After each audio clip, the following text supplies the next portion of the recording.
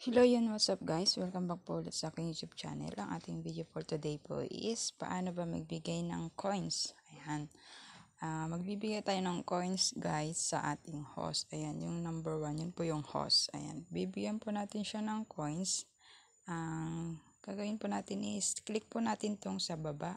Ito sa my box. Ayan, may nagagambol. Meron naglalaro ng games. Ayan. Para manalo sila. Click natin itong box. Tapos dito guys, 'di ba nasa gift siya? Pili natin tong may box na lucky box, itong kulay red. Ayan. Tapos click natin yung sending. Baling coins natin guys is 134 lang. Ayan. Tapos send natin. Bali, dito guys, pipili tayo ng amount kung ilan yung ibibigay natin sa host. Ayan, kunwari itong per capita coins, kunwari 10.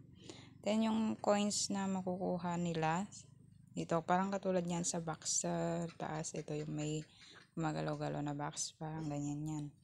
Tapos, ito pag okay natin siya, 50 yung mababawas sa atin. Ayan. Or 5. Pero pag gusto natin na 50, ayan, pag 50 yung coins na makukuha ng kunwari yung tayo ng kaupo sa panel na ganito, ang makukuha natin is 50 na coins. Pero yung nagbigay ng gift sa'yo, ang babayaran niya is 250. Pero ang mapupunta lang sa'yo guys is 50 lang na coins. Ayan. Try natin tong 10. Kasi 50 lang siya. Ayan. Click natin okay.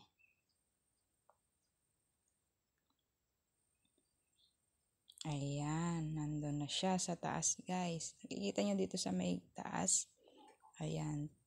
Ayan. Mayroon siyang time limit. Diba? Ayan. Bali, kapag natapos yung oras na yun guys, pwede nilang pindutin. Paunahan po sila na pwedeng kumuha.